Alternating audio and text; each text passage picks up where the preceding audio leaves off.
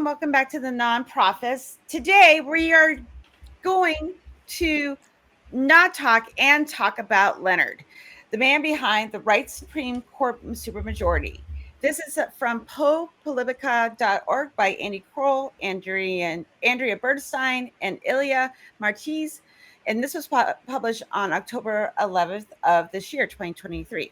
Now, they say not to talk about Leonard, but we're going to talk about Leonard Leo, the puppet master of the legal world.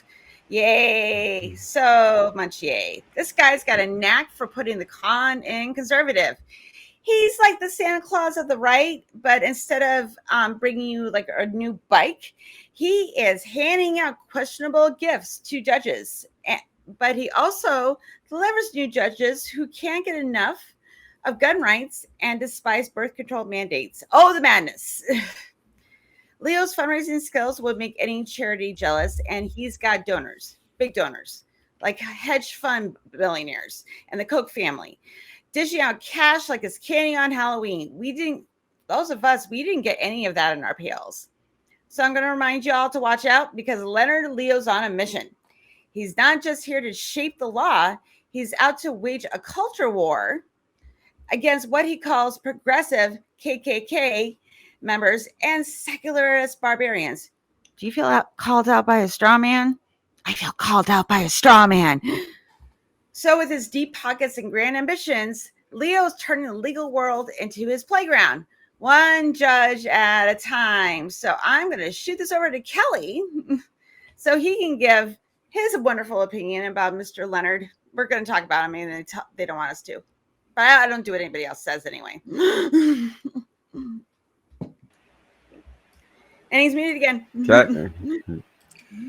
Then a Johnny P. I don't know how anyone else felt about this, but my big problem and what I found like actually scary about this is that there's a small handful of rich people who are controlling the court system in the United States. If that isn't the very nature of an oligarchy, or in this case in the USA, an oligopoly, everyone should find that scary, and appalling at the very same time. Now, the second most disturbing thing about this article that I found is that they want to pick the judges not by their understanding or experience of the law, but purely by their ideology instead. And that's how we ended up with a bunch of judges that have no courtroom experience, but worked as lawyers on corporate law, writing up contracts that specified which rich person or overly inflated corporation got which piece of the pie. It's almost as if the law isn't being decided in court so much as it is on a golf course in the United States or over in Scotland. It's really disheartening to see the reality behind this and to think that one man is mostly responsible for the far-right conservative courts we're dealing with. I think it's important to know that this didn't happen overnight too. I'll get back to that, but I want to pass it on to John before I bogart the whole conversation. Oh, yeah. Well, I look at this and I get my stomach turns a little bit, but it is true. He's been at his task for a long time. And if you have any desire to know how bad this is, Mr. Leo is a Catholic. He's a fanatical Catholic. He's a total zealot. And some of the things he said are pretty cringy, but he's never even tried a case in court as a lawyer. He's never even hardly stepped into a courtroom. But he does have a law degree. I think it's from Cornell. But he as a fanatical Catholic, he got a fanatically Catholic Supreme Court. Of the 6 judges that he was instrumental in putting on the Supreme Court, there are all 6 of the conservative justices on there, and there are 6 Catholics, but not all are conservative. Gorsuch is an ex-Catholic. Gorsuch is an ex-Catholic, and the one liberal is the one we just put on there. I can't pronounce your last name. Anyway, I apologize for that. But she's also a non-practicing Catholic. So, but he was instrumental in all 6 of the conservative justices. And I want everybody to think about that for a minute, because his first attempt was to get Bork back in the 80s onto the Supreme Court when he was a pretty young man. He was just in his mid to late 20s at that point.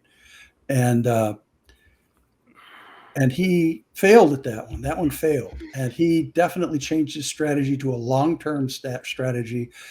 He joined the Federalist Society shortly after its founding, about 3 years after it was founded in the 80s, and molded into a political powerhouse, directly intending to corrupt democracy. They don't want a democracy. They want to tell everybody what to believe and what to do.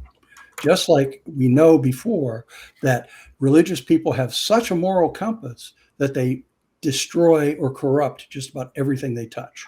So with that, I'm going to go ahead and pass this to Phil. Yeah, John. This guy, he's like a hidden manipulator. He's, you hear these conspiracies about the Illuminati. I will coin him. He is the Illuminati. He's a lizard Not person. not what people like to say. No, he's the guy pulling the strings, right? He's Of the the guy puppet. pulling the strings. He's the Yeah. lizard Right? overlord. So, yeah. He's the man in the shadows. The man behind the scenes. And he arranges, he rubs shoulders with these most conservative judges and lawyers in order to get them gain the favor, and not only gain the favor, but try to get them into positions. Oh, he owns And them. he arranges private jet trips with them, vacationing with them, speaking engagements. Man, this Right. guy is a piece of work. And as Helen said, is Helen? No, it's John said. This guy, he is trying to manipulate things, especially especially a lot of these judges are Christian conservatives, and he seems to be pushing these kind of people into places of power that they can control based on their narrative, right? Their own narrative. It's not about democracy. It is not about concern for the law or treating people justly. It's about power. That's it. Basically, power. And I don't know. He's the sort of person that you have to keep an eye on. He's the dangerous type because he's working in the background, manipulating things, and you don't usually see these guys in the forefront. They're just there. He has no. He's not running for office. He's not a senator. He's just a manipulator. What do you say about that, Helen? That's a weird rabbit hole that I want to go down. It is one of those, like, when I was, because I know there's dark politics going on, and I know that people are exchanging money for favors, but this is on a whole other level, because no one is supposed to be above the law, and the law is supposed to be equal amongst a citizenship. But the thing is, though, is that it really isn't. It's now starting to favor people that are right-leaning or religious, and the rest of us, and the right kind of religion, by the way. You have to be like a Catholic or a Christian. Like, you have to believe in the right God, because if you believe in anything else, you're not following the right religion. So, and then if you're an atheist, like, we're fucked. So, like, that's the thing, though, is that he has put, and it started with the lower courts. He got people. The reason why we now have a conservative Supreme Court, because I know Kelley and I have talked about this. It's something where like it's because it starts at state levels. That's why you got to show up at your own elections to vote, because the people that are in power, whether on the left or the right, they will consolidate it any way they can. And if you don't use your voice to vote for the person that you think is going to do the best job, these people are going to sweep in and tell you your vote does not matter. This is the way we're going to do things. And on either side, like if it was someone on the left doing this, I would also be completely disgusted and think they were a horrible person. So that's the way it rolls, because you know what? I don't play favorites. So, Yep. and I also want to point out that he's been doing this since he was a teenager. Like this guy knows how to schmooze and manipulate. Mhm. And also too, these type of people terrify me because they're smart and they will play the long game. And he learned from previous mistakes. When he tried to push things too quickly, he was not getting his way. He's like, you know what, if I play, you know, if I bribe the right people, if I the favors that I want, and he knows enough about the law to be able to get judges and other lawyers to look at even the Constitution through a theocracy lens.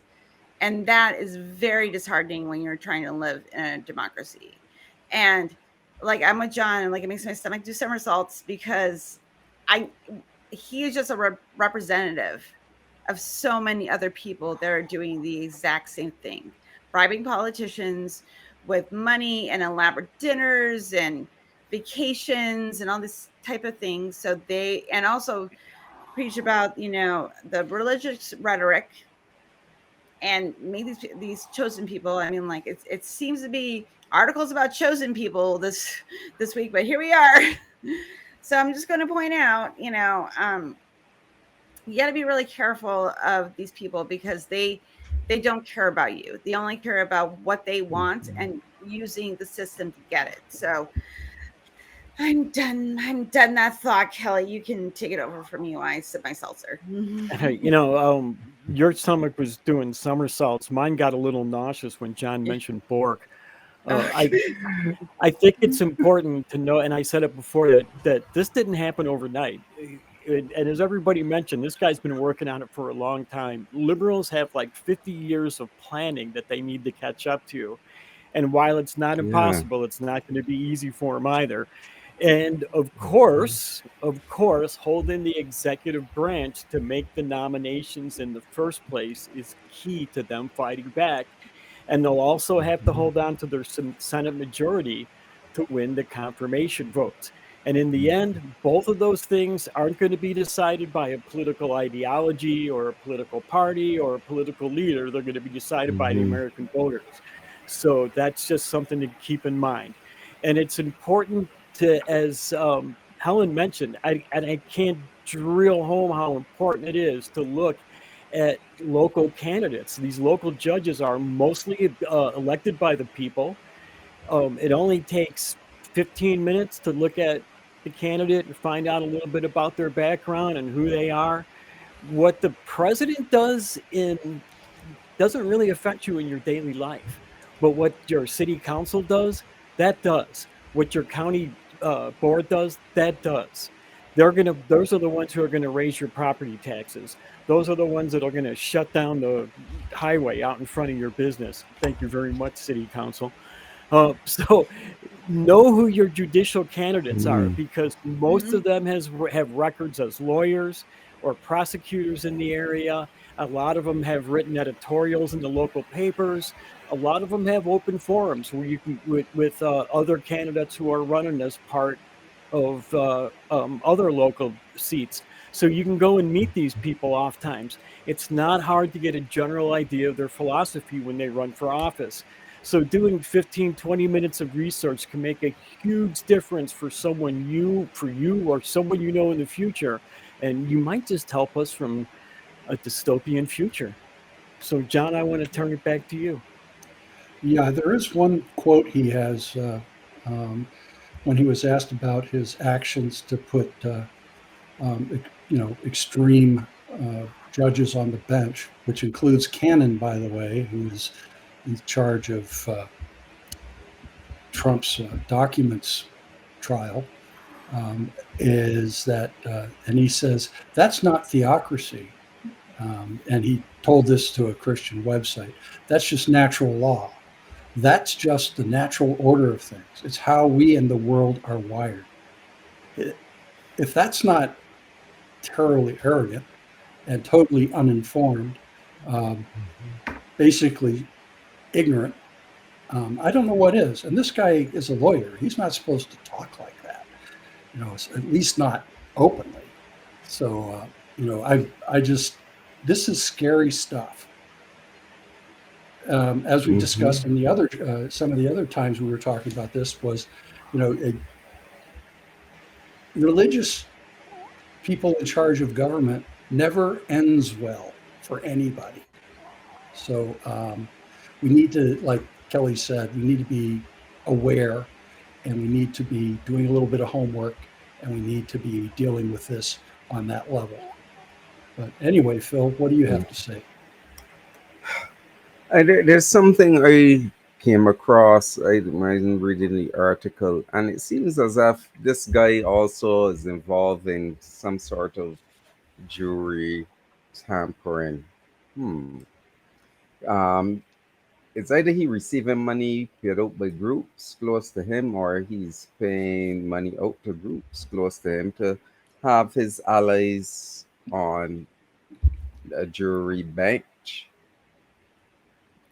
Yeah, it's sort of like jury tampering before the jury actually gets put together, but he's trying to get certain persons through his influence, get his allies onto these. And another thing too is that he has this clause in law school where he brokered like $30 million in donations to have a law school renamed, to the Antonin Scalia Law School, which, and from what I understand, this law school is actually preparing lawyers who are, let's say, conservative, very conservative, and supports that far right ideology. So this guy, as we said before, he's really dangerous, and he has been around a very long time, honing his manipulative skills.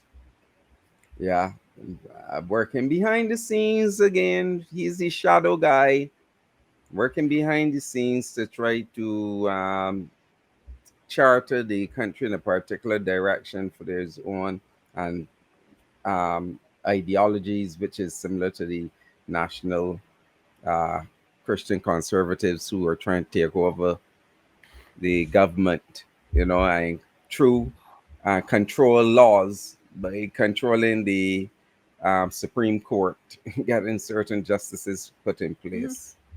Yeah, and I think Helen might have some more thoughts. She looks as if she has some more thoughts about that. I always have thoughts. And I know we could talk about this for a while, but I know Kelley had a little bit more to say before we move on. So Okay. we're going to do that, my wonderful people. I just wanted to fill everybody in that Senate Democrats just recently announced that they are investigating Clarence Thomas and corruption in the Supreme Court. And they just recently announced that they are going to subpoena Leonard Leo for a Senate hearing to ask him to grill him about what he has given to the Supreme Court justices. Spicy. Nice. Some good news. Yeah. So stay tuned. Stay tuned. Yep. Stay tuned. This is very yummy news. I love some spicy hot takes. Yeah. So if you want to hear more spicy hot takes from all these wonderful people and many more at the nonprofits, you want to click here. You want to do the thing, go here. Do some clicking.